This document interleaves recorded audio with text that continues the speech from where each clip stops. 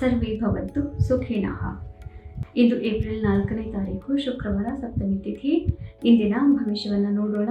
ವೃಷಭ, ಕನ್ಯಾ ಹಾಗೂ ಕುಂಭ ರಾಶಿಗಳಿಗೆ ಬಹಳ ಒಳ್ಳೆಯದಾಗಿರುತ್ತೆ.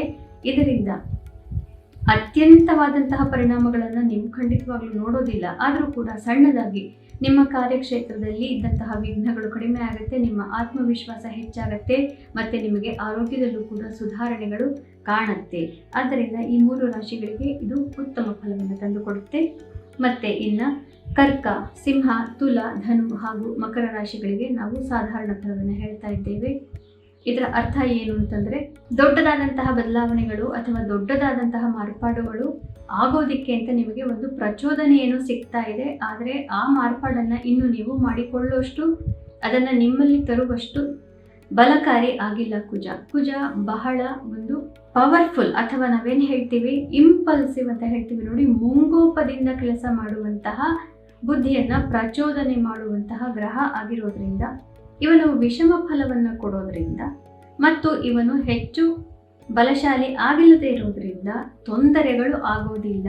ಆದರೆ ಸಣ್ಣ ಪುಟ್ಟ ಕೆಲಸಗಳಂತೂ ನಡೆಯುತ್ತೆ. ಇದರ ಅರ್ಥ ಈ 5 ರಾಶಿಗಳಿಗೆ ಅಡಚಣೆ ಇದ್ದಿದ್ದು ನಿಮಗೆ ಗೊತ್ತಾಗ್ತಾ ಬರುತ್ತೆ. ಆದರೆ ನಿಮ್ಮ ಮನಸ್ಸಿಗೆ ಘಾಸಿಯಾಗದಂತೆ, ಸಮಾಜದಲ್ಲಿ ನಿಮ್ಮ ಘನತೆಗೆ ತೊಂದರೆ ಆಗದಂತೆ ಮಾರ್ಪಾಡುಗಳನ್ನು ಮಾಡಿಕೊಳ್ಳಕ್ಕೆ ಇವಾಗ ಒಂದು ಅವಕಾಶ. ಇದನ್ನು ನೀವು ಮಾಡ್ಕೋಬೇಕಾಗುತ್ತೆ. ಇಲ್ಲದೆ ಹೋದರೆ ಜಗಳ ಆಡಿ ಬೇರೆಯವರು ನಿಮ್ಮ ಮೇಲೆ ಬಲವಂತವಾಗಿ ನಿಮ್ಮ ವ್ಯಕ್ತಿತ್ವದಲ್ಲಿ ಬದಲಾವಣೆಯನ್ನು ತರ್ತಾ ಇದ್ರು, ಅದು ಈಗ ಆಗೋದಿಲ್ಲ. ಆದ್ದರಿಂದ ಭಗವಂತನಿಗೆ ಧನ್ಯವಾದ ಹೇಳೋದನ್ನು ಮರೆಯೋದು ಬೇಡ ಎಲ್ಲರೂ.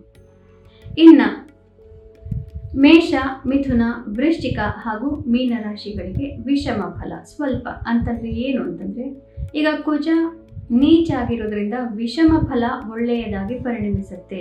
ಇದರ ಅರ್ಥ ಏನು ಅಂತಂದರೆ, ಕುಜ ಇವರಿಗೆ ಮನಸ್ಸಿಗೆ ಒಂದು ಘಾಸಿಯನ್ನು ತರ್ತಾ ಇದ್ದ. ಅವನು ಬೇರೆ ರಾಶಿಯಲ್ಲಾಗಿದ್ದರೆ ಅವರು ಮಾಡದಂತಹ ಕೆಲಸಗಳಿಗೆ ಅಥವಾ ಅವರು ಹೇಳದಂತಹ ಮಾತುಗಳಿಗೆ ಬೇರೆಯವರಿಂದ ಪ್ರತಿಕ್ರಿಯೆಗಳು ಬಂದು, ಅವರು ಹೇಳಿರೋದೇ ಒಂದು, ಬೇರೆಯವರು ಅಂದುಕೊಳ್ಳೋದೇ ಒಂದು, ಈ ರೀತಿಯಾಗಿ ಮನಸ್ಸಿಗೆ ನೋವಾಗ್ತಾ ಇತ್ತು. ಈಗ ಈ ಆಗುವ ನೋವು ಕಡಿಮೆ ಆಗತ್ತೆ. ಆದರೆ ಅವರು ಹೇಳಿದಂತಹ ಮಾತುಗಳು ಅಥವಾ ಬೇರೆಯವರು ಅವರ ಬಗ್ಗೆ ಮಾಡಿಕೊಂಡಿರುವಂತಹ ಅಪಾರ್ಥ, ಇದೆಲ್ಲದನ್ನು ಒಂದು ರೀತಿಯಲ್ಲಿ ನಿಧಾನವಾಗಿ ಪರಿಹರಿಸಕ್ಕೆ ಒಂದು ಅವಕಾಶವನ್ನು ಕುಜ ಮಾಡಿಕೊಡ್ತಾನೆ. ಆದ್ದರಿಂದ ಇಲ್ಲಿ ಮುಂಗೋಪಕ್ಕೆ ಎಡೆ ಮಾಡಿಕೊಡಬೇಡಿ. ಬೇರೆಯವರು ಏನಾದರೂ ಒಂದು ಸಣ್ಣ ಪುಟ್ಟ ಮಾತುಗಳನ್ನು ನಿಮಗೆ ಮನಸ್ಸಿಗೆ ಬೇಜಾರಾಗುವಂತೆ ಹೇಳಿದ್ರು ಕೂಡ ಅವರನ್ನು ಕ್ಷಮಿಸಿ ಬಿಡಿ. ಯಾಕೆಂತಂದರೆ ಅದರಿಂದ ದೊಡ್ಡ ಆರ್ಗ್ಯುಮೆಂಟ್ ಆಗಲಿ, ಜಗಳ ಆಗಲಿ ಮಾಡಿಕೊಳ್ಳೋದು ಬೇಡ. ಆದ್ದರಿಂದ ಸುಮ್ಮನಿರೋದು ಒಳ್ಳೆಯದಾಗ್ತಾ ಬರುತ್ತೆ. ನೀವು ಸುಮ್ಮನಿದ್ದಷ್ಟು ನಿಮಗೆ ಹೆಚ್ಚು ಒಳ್ಳೆಯದಾಗತ್ತೆ. ಎಲ್ಲರಿಗೂ ಶುಭಮಸ್ತು.